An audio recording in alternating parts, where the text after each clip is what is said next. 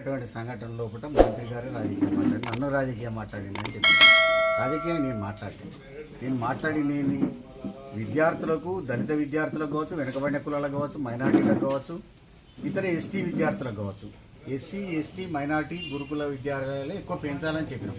ఎందుకంటే గురుకులాలలో వచ్చినటువంటి రిజల్ట్స్ బాగున్నాయి, అంతటి రిజల్ట్స్ వేరే దగ్గర కనపడలేదు కాబట్టి తప్పకుండా గురుకులాలు పెంచాల్సిందే చెప్పినాం. అట్లే కాకుండా ఫస్ట్ గురుకులం ఆంధ్రప్రదేశ్ రాష్ట్రంగా ఉన్నప్పుడు సర్వేలో ఒక గురుకుల పాఠశాల ఏర్పాటు చేసిండ్రు. ఆ పాఠశాల ద్వారా రిజల్ట్స్ బాగా వచ్చినాయి. ఐఏఎస్లు అయినరు, ఐపీఎస్లు అయినరు, తర్వాత గ్రూప్ 1 సర్వీసులకు వచ్చిండ్రు. చాలామంది ఉద్యోగస్తులుగా నిలదొక్కున్నారు. కాబట్టి అట్లాంటి స్కూల్స్ అవసరం ఉన్నదని చెప్పి అవి ఏర్పాటు చేయమని చెప్పినాం. అదే కాకుండా మరి ప్రభుత్వం హామీ ఇచ్చింది కదా, దళిత బంధు తీసేసినావు. దళిత బంధు లోపల సెకండ్ ఫేజ్ లోపల ఇచ్చేటువంటి పైసలు వాళ్ళ దగ్గర రిలీజ్ చేస్తే అయిపోతుంది. అది రిలీజ్ కూడా చేయకపోతుంది.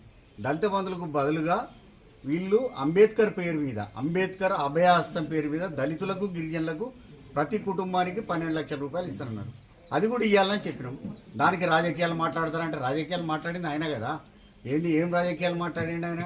టీచర్లకు సంబంధించినటువంటి పొన్నం ప్రభాకర్ గారు మాట్లాడేటువంటిది గిచ్చుకుంటాడు వాటికి. ఆయన ఉరుకులాట అర్థమవుతలేదు.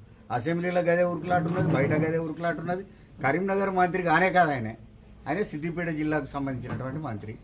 అక్కడ కరీంనగర్కి ఇన్ఛార్జ్ మంత్రి ఏమో ఆయన ఉన్నాడు, ఉత్తమ్ కుమార్ రెడ్డి. మరి ఆయన పనికిరాడని ఈయన పోయి ఆయన రివ్యూ చేస్తాడు. అక్కడ ఒకటేమో అక్కడ రివ్యూ చేయడం కానీ, ఇక్కడ ఇది చేయడం కానీ, అనవసరమైన విషయాలలో రావడం కానీ, లేకపోతే విలేకరుల మీదకి ఆవిర్లు గరుసుడు ఎందుకే విలేకరుల మీదకి? తర్వాత ఆవిర్ల గరుసుడే కాకుండా కార్యకర్తలను కోటల మీద గుద్దుడు, ఇవన్నీ పిచ్చి పనులు తప్ప ఏం లేవు. అవేం బెదిరిత్తనం అని మనల్ని అన్నాడు. ఇంకా ఆయన బెదిరించుకుంటా ఆయన చేసుకుంటా చేసేటువంటి పనులు మనం చూస్తూ ఉన్నాం. ఇవాళ ప్రభుత్వాన్ని నిలదీయడానికి మేము సిద్ధంగా ఉన్నాం. అదేవిధంగా ఇవాళ దళిత సంఘాలు అన్నీ కూడా, ఈ రాష్ట్రంలో ఉన్నటువంటి దళిత సంఘాలు అన్నీ కూడా ఒకటైతాయి. రేపు పొద్దున దళితులకు సంబంధించిన అంశం వచ్చినప్పుడు మాట్లాడకపోతే, అంబేద్కర్ విగ్రహావిష్కరణ రోజు అవి మాట్లాడకపోతే ఇంకేం మాట్లాడుతుంది? ఒక దళిత నాయకుడిగా ప్రభుత్వం దృష్టికి తీసుకుపోవాల్సినటువంటి బాధ్యత నా మీద ఉన్నది, నీకు లేదు. దళితులను మోసం చేసే చరిత్ర మీకున్నది, మాకు లేదు. మేము ఇచ్చింది అమలు చేయాలని చెప్పినాం. దానికి రాజకీయాలు ఎవరు మాట్లాడినా, పార్టీల విషయం మాట్లాడినామా, బీఆర్ఎస్ పార్టీ మాట్లాడినామా, బీజేపీ విషయం మాట్లాడినామా, కాంగ్రెస్ విషయం మాట్లాడినామా? ఏం మాట్లాడలేదు కదా. రాజకీయాలు మాట్లాడలేదు, పార్టీ గుర్తులు మాట్లాడలేదు. కాబట్టి తగిన రీతిలో ప్రజలు తగిన సమయంలో 4.5 సంవత్సరాలు ఉంటారు, వీళ్ళు ఎక్కువ ఉండేది లేదు. ఇంకా 4-6 సంవత్సరం అయితే గడిచిపోయింది. 4.5 సంవత్సరాల్లో సంవత్సరం అయితే ఎలక్షన్ ఇయరే ఉంటుంది. ఇక 3.5 సంవత్సరాలు ఉంటారు కావచ్చు.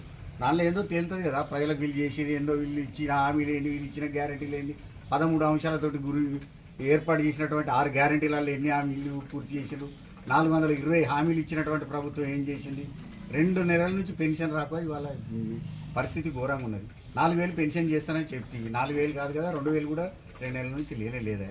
మరి పెన్షన్ల పరిస్థితి ఏంటి? కాబట్టి తప్పకుండా మేము అడుగుతాం. తప్పకుండా దళిత సంఘాలు అన్నీ కూడా ఈ రాష్ట్రంలో ఏకమైపోతాయి.